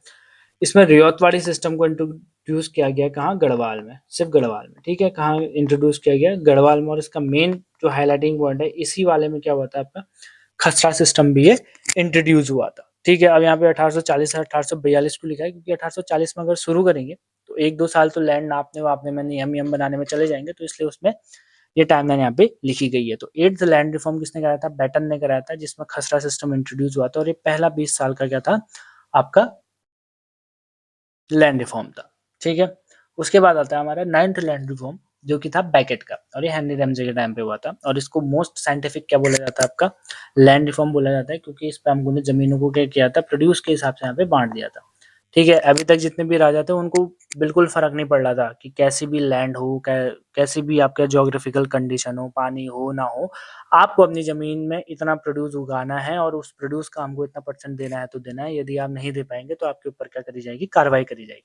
लेकिन जब अंग्रेज़ आए, उन्होंने यहाँ लैंड रिफ़ॉर्म करना शुरू करा, तो उन्होंने देखा कि यार यहाँ की जो ज्योग्राफी है, वो थोड़ा-सा अलग है। तराई वाले क्षेत्र में प्रोडक्शन बहुत हाई होता है, ठीक है? और जो प पहाड़ी वाले क्षेत्र हैं, वहाँ क्या नहीं हो रहा है, उतना ज़्यादा प्रोडक्शन वहाँ नहीं हो पा रहा है, तो बेचारों जो किसान है वो किस प्रकार से अपना टैक्स देगा, तो इसी को मद्देनजर रखते हुए रैमजे ने बेकेट की मदद से क्या करा था, ये लैंड रिफॉर्म लेके आए थे और लैंड को पार्टीशन में बांट दिया था। कौन कौन से? तलाव, उपराव, इजरान और कटील में। और यहाँ पे जो उपराव है ये आपने कई बार पढ़ा भी होगा, ठीक है? तलाव तलाव एकदम सिंचित भूमि होती है, सिंचित भूमि होती है, यानी कि नदी के जस्ट किनारे किनारे किनारे पे जो होता है वहाँ आराम से जहाँ पानी आनी देखने को मिलता है उसको तलाव भूमि बोला जाता है। उपराव भूमि दो प्रकार की होती है, अव्वल और दोयम। अव्वल और दोयम, ठीक है, ये हमको देखने को मिलती है। ये असिंचित भूमि होती है, इधर हमको सिंचाई करने के लिए डिपेंड होना पड़ता है, जैसे गूल बनानी पड़ती है, नहरें बनानी पड़ती है, तो इस प्रकार से इसको उपराव भूमि बोला जाता है। इजरान मतलब इसमें कंकड़ पत्थर ज्यादा होते हैं, कंकड़ पत्थर। आपने अगर गाँव में अगर आपके खेती आपने कभी करी है तो उधर आपने देखा होगा, जहाँ इस प्रकार की जमीन होती है, जहाँ कंकड़ पत्थर ज्यादा होते हैं, तो उसको इजरान या इजर ऐसा बोला जाता है, ठीक है? तो इस हिसाब से वहाँ कंकड़ पत्थर, जहाँ प्रोडक्शन थोड़ा लो होता है, कंकड़ पत्थर की मात्रा ज्यादा होती है, उसको क्या बोला जाता है? इजरान। कंटील मतलब बंजर भूमि, जिसमें बिल्कुल भी आपने क्या करा है, प्रोडक्शन होना असंभव है। तो इस प्रकार से अंग्रेजों ने इस प्रॉब्लम को एक्नॉलेज करा और उसका सॉल्यूशन भी लेके आए कि इसको ऐसे बांट दो, फिर जहां जहां जमीन जिस हिसाब से, उस हिसाब से उस पर उन्होंने टैक्सेशन लेके आया। और बैकेट का ये सबसे इंपॉर्टेंट था कि उसने इसको किया, और सबसे दूसरा इंपॉर्टेंट था कि खाता खतौनी का सिस्टम भी इन्हीं के टाइम से शुरू हुआ, ठीक है? 1860 और 1864 के बीच में बैकेट के द्वारा ये सब कराया गया, ठीक है? उसके बाद 10th लैंड रिफॉर्म हमारा होता है ई पॉ के द्वारा गढ़वाल में, और 10th वाला ही कुमाऊं में होता है आपका 1896 के दौरान पे। और कुमाऊं में करते हैं आपके गूंज, ये एक ऑफिसर थे, जैसे ईपो है वैसे गूंज थे। ईपो ने गढ़वाल में किया था और गूंज ने आपका कुमाऊं में किया था। और इसी लैंड रिफॉर्म से हमको केसरे हिंद भूमि देखने को मिलती है। केसरे हिंद भूमि क्या होती है? बंजर भूमि, जो कि बहुत टाइम से वहां पे कोई भी खेती बाड़ी नहीं कर रखी है, उस भूमि को क्या बोल देते हैं? केसरे हिंद बोल देते हैं। यह है पहाड़ी इलाके के लिए। पहाड़ी क्षेत्रों में जो भूमि बंजर पड़ी होती है, सरकार उसको क्या बोल घोषित कर देती है? केसरे हिंद घोषित कर देती है। यदि 10 से 12 साल तक आपकी कोई भी जमीन है, उस पे कोई भी प्रोडक्शन नहीं हो रहा है, कोई भी क्लेम नहीं है, या सरकार के पास उसका रिकॉर्ड नहीं है कि ये किसी के नाम पे ये जमीन है, तो 12 या 10 साल बाद सरकार उसे अपने नाम कर लेती है और उसको कौन सी भूमि बोल देती है?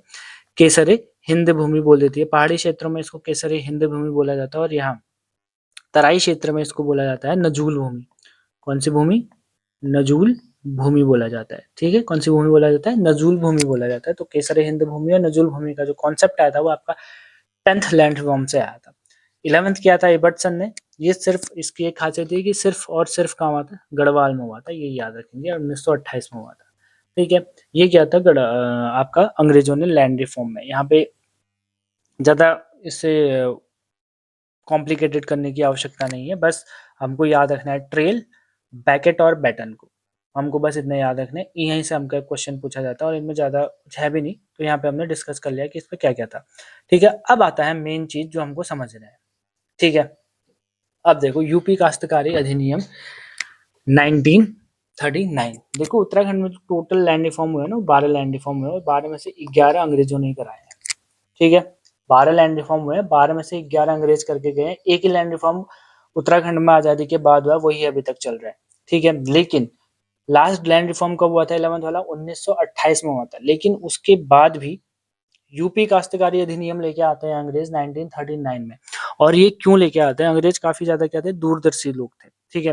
अब इसमें कॉन्सेप्ट आता है बेपड़ा भूमि का। ये क्या होता है इसको हम देखेंगे। अब यूपी उस समय प्रोविंस था उनका, ठीक है? तो उत्तराखंड भी यूपी में ही आता था हमेशा से। उत्तराखंड को यूपी में ही हमने देखा है, 2000 के बाद अलग हुआ है। तो इसके लिए पहाड़ी इलाकों के, यूपी के पहाड़ी इलाकों के लिए उस समय थर्टीन सॉरी 1939 में यहाँ के काश्तकार, काश्तकार कौन होते थे? अब पहले हम ये समझते हैं, काश्तकार, ठीक है? काश्तकार। काश्तकार कौन होते थे? ये छोटे किसान होते थे। अब जैसे तराई वाले इलाके में तो आपको बहुत बड़े-बड़े किसान मिलेंगे ना, उनके पास ज़मीनें ज़्यादा हैं, लेकिन पहाड़ी इलाकों में जब आप ऊपर को जाओगे, पहाड़ी इलाकों में चमोली, उत्तरकाशी, पिथौरागढ़ इधर जाओगे, तो वहाँ ज़्यादा ज़मीन होती नहीं है, मैदानी क्षेत्र उतने हैं नहीं, छोटे-छोटे खेत बने रहते हैं इस प्रकार से, ठीक है? तो उसमें ये ज़मीनें छोटे-छोटे किसानों की होती है, जिसपे वो अपना प्रोड्यूस उगाते हैं। तो इन काश्तकारों के लिए उन्होंने क्या किया, नियम लाया। वो टैक्स इनसे भी लेते थे, ऐसा नहीं है कि टैक्स नहीं ले रहे हैं, ठीक है? आप इसको समझते हैं, बेपड़ा भूमि वो कहते किसको थे? ये है आपका गाँव। यहाँ पे छोटे-छोटे घर हैं, ठीक है? और इस गाँव के सामने ये खेत है। ऐसे ही होता है, गाँव में हम देखते हैं टॉप पे ऐसे गाँव होता है, नीचे उनके खेत होते हैं, ठीक है? उसके बाद शुरू हो जाता है जंगल, जंगल शुरू हो जाता है, देन फिर और जंगल शुरू होता है वहाँ, ठीक है? इस प्रकार से वहाँ चीज़ें चलती हैं, ठीक है? लेकिन अंग्रेज़ों ने कहा अभी तो इस गाँव की पॉपुलेशन कम है, तो इनका काम इस खेत में हो जा रहा है और इस जंगल पे भी ये निर्भर है, तो इस पे आ जाए, ठीक है? ये जंगल अभी गाँव के अंदर है, अगर गाँव की बाउंड्री के अंदर है तो वन पंचायत, अगर गाँव की बाउंड्री से बाहर है तो वन विभाग के अंदर वो जंगल आएगा, ठीक है? ये नॉर्मल सी बात है, ठीक है? लेकिन अब जब फ्यूचर में पॉपुलेशन बढ़ेगी, फ्यूचर में पॉपुलेशन बढ़ेंगे तो गाँव की बाउंड्री भी बढ़ेगी, घर और बनेंगे, ठीक है? तो खेत और बढ़ेंगे, जंगल काटे जाएँगे।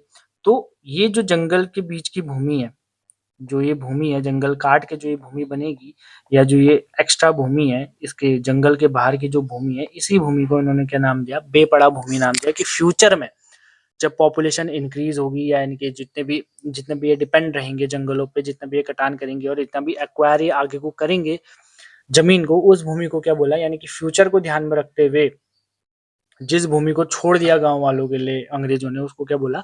बेपड़ा भूमि बोला गया, ठीक है? होप सो आपको समझ में आया होगा। यही था यूपी काश्तकारी अधिनियम, किनके लिए? काश्तकारों के लिए। काश्तकार कौन होते थे? छोटे किसान होते थे, जो कि छोटे-छोटे खेतों पे क्या करते थे? खेती करते थे और टैक्स देते थे। तो उनके लिए उन्होंने एक रूल निकाला, क्या कहते हैं कि अगर भविष्य में पॉपुलेशन इंक्रीज़ होती है, तो ये ज़मीन भी इन्हीं की हो जाएगी, मतलब अपना वो आधिपत्य वहाँ पे दिखा सकते हैं। ठीक आता है? फिर आता है मोस्ट इम्पोर्टेंट एक्ट हमारा उपजाई, कई बार आपने सुना भी होगा। अब हम आज़ाद हो गए हैं, 1947 आ गया है। 1947 आ गया है, हम आज़ाद हो गए, हमारा संविधान भी आ गया। संविधान में हमको जो राइट टू प्रॉपर्टी मिला था, उसको पहले क्या कर दिया था? फंडामेंटल राइट बना दिया था। और इससे पहले बहुत ज़्यादा क्या किस लेवल पे इंडिया में थी? ज़मींदारी सिस्टम। ज़मींदारी सिस्टम ज़मींदारी सिस्टम हम शुरुआत से इस लेक्चर में डिस्कस करते आ रहे हैं। वही बात है कि बहुत बड़ी ज़मीन है, एक सिंगल आदमी के नाम पे है। बहुत बड़ी ज़मीनें क्या है? एक सिंगल आदमी के नाम पे, और इस ज़मीन पे वो खेती कर रहा है। खेती वो थोड़ी ना कर रहा है, छोटे-छोटे किसान वहाँ पे खेती कर रहे हैं। लेकिन एक टाइम पीरियड बाद जब सरकार को ये रियलाइज़ हुआ कि अरे छोटे-छोटे किसानों के साथ तो क्या हो रहा है, बड़ा गलत हो रहा है, इनको ज़मीनें दे देते हैं। तो जब सरकार ने ये डिसाइड किया कि इन छोटे-छोटे किसानों को जब से खेती कर रहे हैं, वो एक खेत इनके नाम कर देते हैं, तो ज़मींदार लोगों ने क्या किया, संविधान का यहाँ पर यूज़ करते हुए कहा कि मेरा फंडामेंटल राइट है, राइट टू प्रॉपर्टी, आप मेरी प्रॉपर्टी मुझसे कैसे ले सकते हैं? क्योंकि जो ये छोटे-छोटे किसान हैं, जब सरकार ने पीछे रिकॉर्ड देखना शुरू किया, उनके नाम ही नहीं है। वहाँ सिर्फ़ एक ही ना आदमी का नाम है, जो कि ज़मींदार हुआ करता था। पूरी की पूरी ज़मीन उस ज़मींदार के नाम पे रजिस्टर्ड है। तो किस प्रकार से फिर वो छोटे उस ज़मीन को उन छोटे किसानों के नाम कर दे सरकार। और ज़मींदारों का कहना भी सही था कि कॉन्स्टिट्यूशन में हमको राइट टू प्रॉपर्टी मिल रखा है, तो इस वजह से तो आप हमसे ज़मीन हमारी ले ही नहीं सकते। तो यही टसल चलता रहा कई टाइम तक ज़मींदार और सरकार के बीच में। लास्ट में सरकार की जीत हुई और फंडामेंटल राइट से उसको हटाया गया और उसको लीगल राइट बनाया गया। ठीक है? तो फिर फिर उसकी उसी के तहत हमारा आता है यूपी ज़मींदारी एबॉलिशन एक्ट 1950 का। ठीक है? यूपी ज़मींदारी एबॉलिशन एक्ट, यानी कि ज़मींदारी को हटाने के लिए सरकार ने क्या काम करा, वो यहाँ पे हमें देखने को मिलता है 1950 में। ये लागू हुआ था 26 जनवरी 1951 में। एक्ट कब आया था? 1950 में। लागू कब हुआ था? 1951 में। इसको ध्यान से समझिएगा, ये कई बार क्वेश्चन पेपर में पूछा गया और ये थोड़ा-सा कन्फ्यूजिंग भी है। ठीक है? एक्ट कब आया था? 1950 में। लागू कब हुआ आपका? 1951 में, 26 जनवरी 1951 में। अब इसमें सरकार ने क्या किया ना, हदबंदी कर दी, यानी कि एक लिमिटेशन रख दी कि जो आप ज़मींदार लोग हैं जिनके पास ज़मीन है, यानी कि जो 100 एकड़, 200 एकड़, 300 एकड़ इस प्रकार से ज़मीनें रखे हुए हैं पंजाब, हरियाणा में कहीं भी। ये तो अभी हम यूपी की बात कर रहे हैं, वैसे जो ये तराई वाले इलाके हैं इधर काफ़ी ज़्यादा ज़मीनें हुआ करती थी। अभी हम यूपी की बात करेंगे। यूपी में जिस भी व्यक्ति के पास ज़मीन है, वो सिर्फ़ अपने पास कितनी ज़मीन रख सकता है? 12.5 एकड़ ज़मीन रख सकता है। अब सोचो, किसी इंसान के पास 100 एकड़ ज़मीन है, उसको अब सिर्फ़ कितनी ज़मीन रखनी है अपने पास? 12.5 एकड़ ज़मीन रखनी है, सरकार ने रूल रख दिया। उसके बाद जो 88 एकड़ ज़मीन बचेगी सरकार के पास, वो किसकी हो जाएगी? सरकार की हो जाएगी। फिर उसी 88 एकड़ में से सरकार ने उन छोटे-छोटे किसानों को उनका हक दिलाया और उनके नाम वो ज़मीन करी। तो इस प्रकार से था यूपी ज़मींदारी एक्ट, जिसमें एक हदबंदी कर दी थी कि आप कितना रख सकते हैं, 12.5 एकड़ ज़मीन आप रख सकते हैं। ठीक है?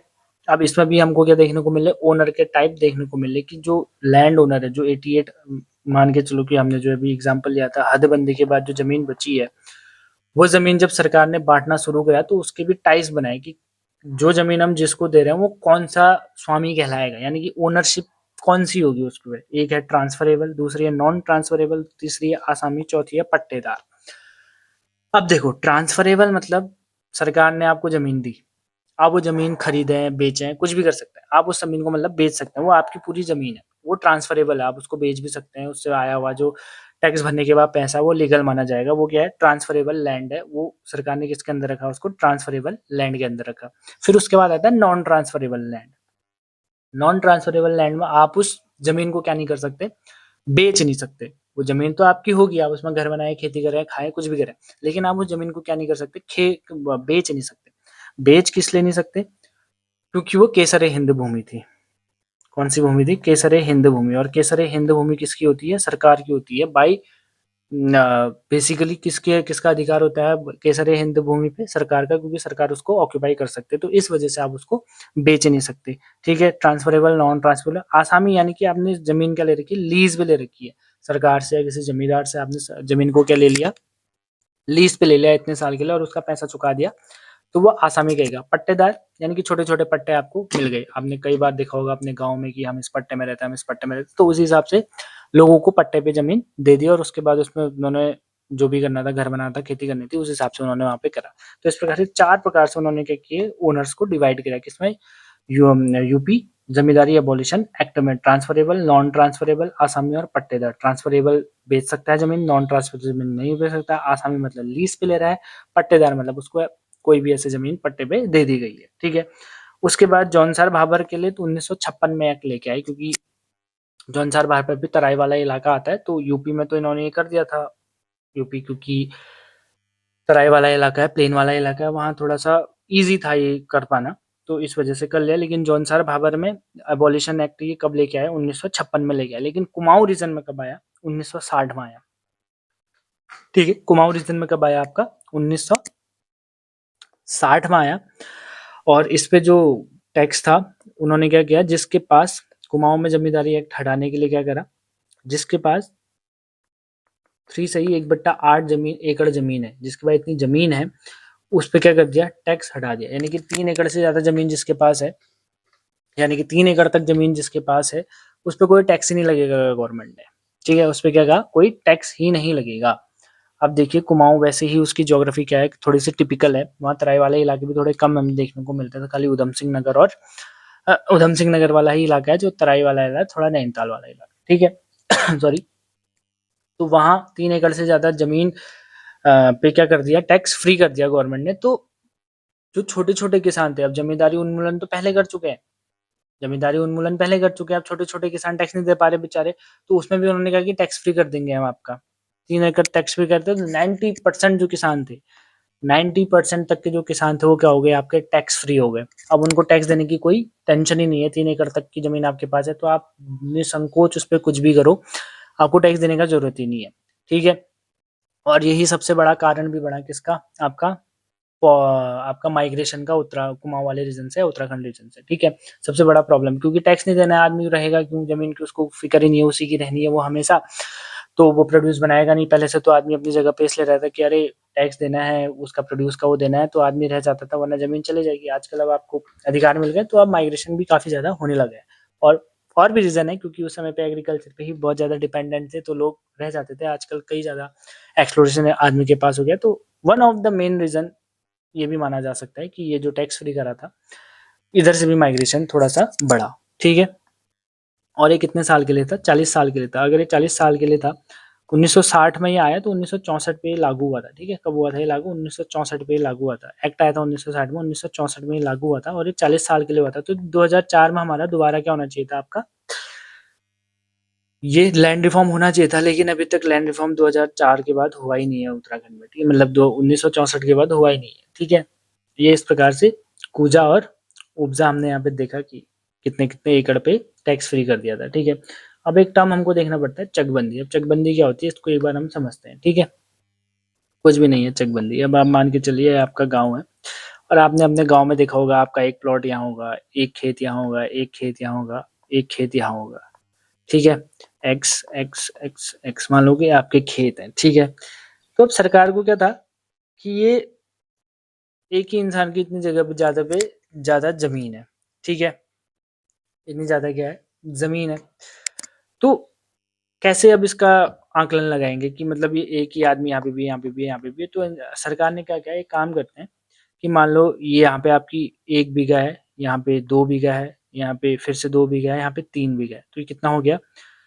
5 8 टोटल कितना हो गया? 8 बीघा आपके पास ज़मीन हो गई टोटल, ठीक है? 8 बीघा कितनी होगी? टोटल ज़मीन होगी। तो सरकार ने कहा कि आप ये छोटे-छोटे प्लॉट हमको दे दो, हम आपको इन छोटे-छोटे प्लॉटों का पूरा 1 8 गज़ का कहीं और दे देते हैं प्लॉट आपको, ठीक है? 1 8 गज़ का पूरा प्लॉट कहाँ दे देते हैं? दूसरी जगह दे देते हैं।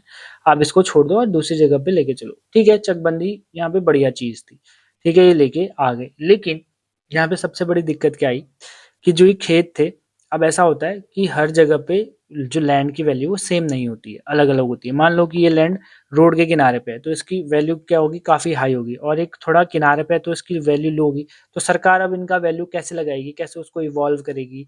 अब 8 बीघा उसके पास यहाँ था, अगर पूरा इवैल्यूएट किया जाए और जो कॉस्ट निकल के आए वो खाली 6 बीघा की निकल के आए, तो 6 बीघा ही उसको यहाँ ज़मीन मिलेगी। तो इस प्रकार से क्या किया जाता था? चकबंदी करी जाती थी और 1958 में यूपी में आ गई थी और यूपी में काफ़ी ज़्यादा प्रिवलेंट हुई, वहाँ पे काफ़ी ज़्यादा उनको वो भी हुआ क्योंकि प्लेन इलाका है तो वहाँ ज़्यादा नक्शा नापने में दिक्कत नहीं हुई, ठीक है? लेकिन उत्तराखंड में इम्प्लीमेंट करने के लिए इसको काफ़ी ज़्यादा संघर्ष करना पड़ा। वहाँ पे हमको नाम देखना पड़ता है गणेश गरीब जी का, जिन्होंने 1981 में कंजी खाल पौड़ी से एक आंदोलन लिया कि उत्तराखंड में भी हमको क्या चाहिए, चकबंदी करानी है और कई हद तक हुई भी, लेकिन उसके बाद रोक लगा दी गई। उत्तराखंड चकबंदी अधिनियम 2016 अभी नया आया है, जोत नियमावली भी हमारी 2020 में आ गई है। तो सरकार चाह रही है कि लैंड रिफॉर्म दोबारा से हो और लैंड रिफॉर्म का मेन रीज़न उत्तराखंड में अब ये बन गया है ओनरशिप को लेके। उत्तराखंड या पूरे इंडिया में ओनरशिप को लेके क्या बन गया आपका? बन गया। देखिए होता क्या है, मेन प्रॉब्लम क्या आती है, लैंड रिफॉर्म हमको चाहिए क्यों अब? इसको समझते हैं, ठीक है? होता क्या है, अब मान के चलिए कि एक खेत था, ठीक है? अब 3 जनरेशन पीछे जाते हैं, मान लीजिए कि जो 3 जनरेशन पहले थे वो सिंगल थे और ये पूरे नाम उनकी ज़मीन थी, ठीक है? अब 1964 में हुआ है लास्ट लैंड रिफॉर्म उत्तराखंड में, ये मान के हम चलते हैं, ठीक है?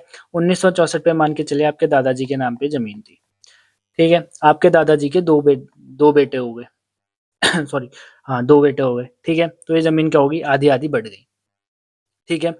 अब सरकार के पास जो रिकॉर्ड है ना, वो आपके दादाजी का ही है। उसका कहना है कि 1964 में ये ज़मीन आपके दादाजी के नाम थी और ये पूरा प्लॉट है सरकार के पास। ये अभी हमने लिख तो दिया है, अपने म्यूचुअल अंडरस्टैंडिंग हमने स्टाम्प तो बना दिए हैं कि 2 भाई हो गए हैं, तो 2 पार्ट इसके हो गए हैं, वो हमारी म्यूचुअल अंडरस्टैंडिंग है। लेकिन सरकार के जो रिकॉर्ड है 1964 में, वो अभी भी एक पूरा प्लॉट ही है। ठीक है? जबकि उसके 2 पार्ट हो गए हैं, ओनरशिप उनकी चेंज हो गई है, लेकिन रियल ओनर उत्तराखंड सरकार की नज़रों में या सरकार की नज़रों में रियल ओनर आपका कौन है? आपके दादाजी ही अभी भी उस पूरे लैंड के, और उस लैंड का बँटवारा भी नहीं हो। तो इसी वज़ह से लैंड रिफ़ॉर्म की ज़रूरत होती है। अब मान लीजिए अभी तक इनके भी 2-2 बेटे हो गए, तो 2 पार्ट इसके हो गए, 2 पार्ट इसके हो गए, तो एक ही ज़मीन का टुकड़ा 8 भागों में बँट चुका है। तो इस वज़ह से लैंड रिफ़ॉर्म की हमको क्या हो सकती है, आवश्यकता होती है। तो लैंड रिफ़ॉर्म करना है, इसीलिए ओनरशिप के लिए अब ज़्यादा डिटरमाइंड हो गया। तो इस प्रकार से उत्तराखंड में लैंड रिफॉर्म हुए, ज़्यादा ये टीडियस नहीं है, ईज़ी से फैक्ट टू फैक्ट बेसिस है। हाँ, उसके बाद एक चीज़ हमारा बच गया है, वो है टिहरी रियासत पे जो लैंड रिफॉर्म हुए थे। इस पे ज़्यादा कुछ हुआ नहीं था, छोटा-सा था। 5 लैंड रिफॉर्म में पहला 1823 में सुदर्शन शाह ने कराया। 1861 में भवानी शाह ने किया। भवानी शाह में एक अठूर विद्रोह यहाँ पे इम्पोर्टेंट है। में तिहाड़ी कर को लेके 1/3 का प्रोड्यूस 1/3 प्रोड्यूस हमको राजा को देना था। तो बद्री सिंह असवाल ने कहा कि इतनी ज़्यादा टीडियस जो हमारी ज्योग्राफी है, वहाँ इतना प्रोडक्शन नहीं हो सकता, तो हम नहीं दे पाएंगे। तो सकलाना के क्षेत्र में अटूर एक जगह पड़ती है, वहाँ ये विद्रोह हुआ था। तो रैमजे का टाइम उस समय पे था, तो रैमजे ने भवानी शाह के साथ म्यूचुअल अंडरस्टैंडिंग के साथ 12 आना बीसी यानी कि 20 बीघा जमीन पे आपको 12 आना क्या देना होगा, टैक्स देना होगा, ये यहाँ पे इन्होंने लेके आए थे। ठीक है, ये इंपॉर्टेंट है भवानी शाह को लेके 1861 में। उसके बाद 1873 में प्रताप शाह ने किया था, और ये जूला पैमाइश नाम से इनका फेमस है। पैमाइश मतलब मेजरमेंट करना, और जूला मतलब कोई एक माप की तरकीब। ठीक है, उसके बाद 1903 में कीर्ति शाह ने कराया, फिर 1924 में आपका नरेंद्र शाह ने कराया, और इस बार डोरी पैमाइश यानी कि फीते वीते से नापा होगा। ठीक है, डोरी का मतलब हम यही देख सकते हैं। ठीक है, तो इस प्रकार से 5 बार कहाँ हुआ था आपका, टिहरी रियासत में लैंड रिफॉर्म आपके हुए थे। तो इस प्रकार से यहाँ पे हमने देखा कि उत्तराखंड में किस प्रकार से सारे लैंड रिफॉर्म हुए। लगभग हमने सारे यहाँ पे फैक्ट यहाँ पे कवर कर लें। होप सो आपको समझ में आया होगा। मेन इंपॉर्टेंट यहाँ पे उपजा और कुब्जा वाले हैं, काश्तकारी नियम कितनी लैंड हुआ था, क्या हुआ था, और इससे रिगार्डिंग एक टॉपिक जो अभी नया भू कानून उत्तराखंड का आया वो भी बचता है, वो कभी करंट अफेयर्स पे उसको कवर कर लेंगे।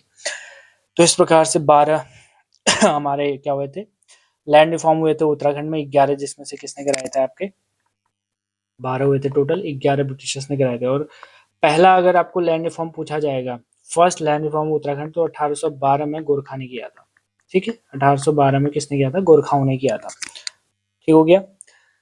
और उससे पहले हमें थोड़ा सा ब्रीफ हिस्ट्री लेके आए कि लैंड रिफॉर्म पर होता क्या है। तो इस प्रकार से सारी चीजें हमने यहाँ पे डिस्कस कर ली। होप सो आपको ये सब कुछ समझ में आया होगा। जल्दी मिलेंगे अगली वीडियो में, तब तक के लिए थैंक यू सो मच।